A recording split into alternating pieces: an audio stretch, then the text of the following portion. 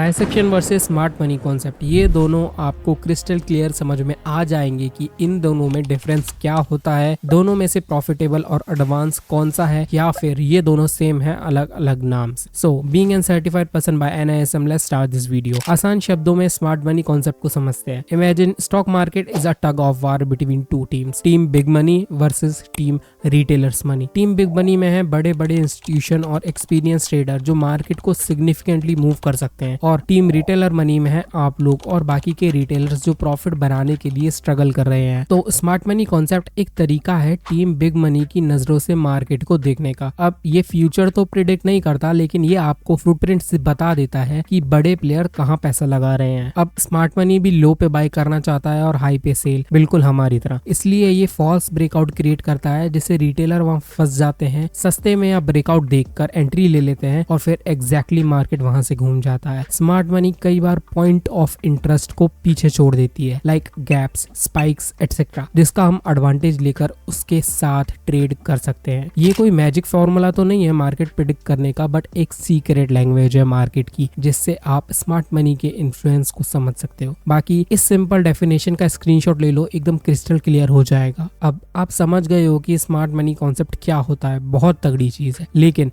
We all know that price action is a language of charts. इधर ही main conflict create होता है कि इन दोनों में से सुपीरियर कौन सा है। ये चीज जान के शायद आप शॉक हो जाओ कि इन दोनों में majority of the concept same ही है विद डिफरेंट नेम।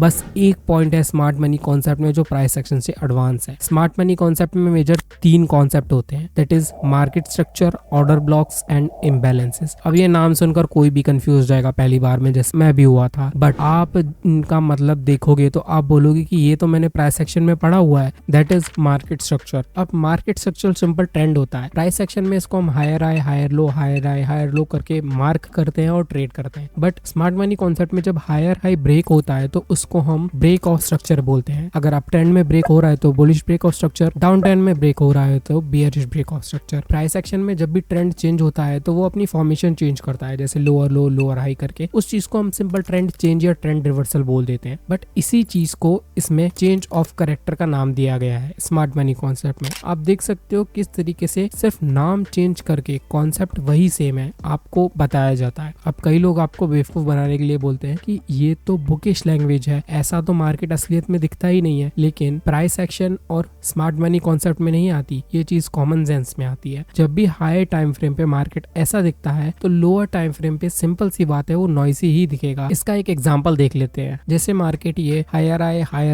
आई बनाता हुआ जा रहा है, तो जैसे ये हायर आई टूटते जाते हैं तो इनको पॉइंट्स को मार्क कर दिया जाता है ब्रेक ऑफ स्ट्रक्चर। और जैसे ये लोअर लो की फॉर्मेशन बताता है प्राइस एक्शन में, तो इस चीज को चेंज ऑफ करेक्टर का नाम दे दिया जाता है। सेकंड कॉन्सेप्ट इज जिसको प्राइस एक्शन में बच्चा जानता है, दैट इज जिस पॉइंट से मार्केट सिग्निफिकेंट मूव करता है, जब वहां वो दोबारा आता है तो वो वहां ऑब्वियस सी बात है सपोर्ट या रेजिस्टेंस फेस करेगा। इस चीज को स्मार्ट मनी कॉन्सेप्ट में नाम दे दिया गया है ऑर्डर ब्लॉक का। इसका भी एक एग्जाम्पल देख लेते हैं। जैसे यहाँ पर हमको दिख रहा है कि मार्केट यहाँ से सिग्निफिकेंटली मूव किया था, तो हम सिंपल इसको सपोर्ट बोलेंगे। बस स्मार्ट मनी कॉन्सेप्ट में इसको ऑर्डर ब्लॉक बोल दिया जाता है और आपको शो किया जाता है कि ये बहुत अच्छा काम कर रहा है, बल्कि होता है कॉन्सेप्चुअली एकदम सेम ही है। बाकी इसमें और भी छोटे छोटे टॉपिक्स होते हैं, बट अब आपको अच्छे से समझ आ गया होगा कि कैसे नाम बदल के जनता को बेवकूफ बनाया जा रहा है। लेकिन इसमें एक मेन कॉन्सेप्ट है जो कोर प्राइस सेक्शन में नहीं बताया जाता, that is stop loss hunting.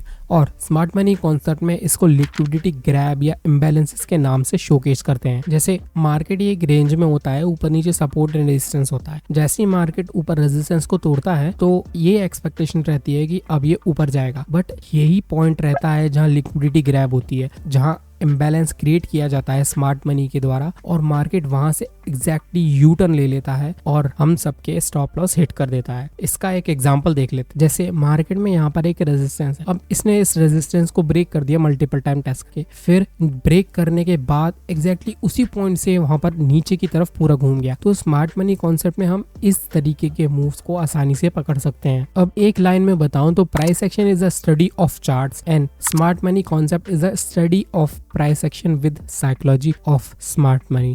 देखो, कॉन्सेप्ट को समझाने में लिटरली 10 से 15 मिनट लगते हैं, लेकिन यूट्यूब में फालतू में एक डेढ़ घंटे के लेक्चर्स पड़े हुए हैं। तो अगर आप चाहते हो कि आपको शॉर्ट ब्रीफ में एग्जैक्टली वो इन्फॉर्मेशन मिले स्मार्ट मनी कॉन्सेप्ट की, तो आप कमेंट करके बताओ। बट स्मार्ट मनी कॉन्सेप्ट को जानने के लिए आपको एडवांस प्राइस सेक्शन के बारे में जानना जरूरी है। उसके लिए आप इस वाली वीडियो को देख सकते हो। Till then learn.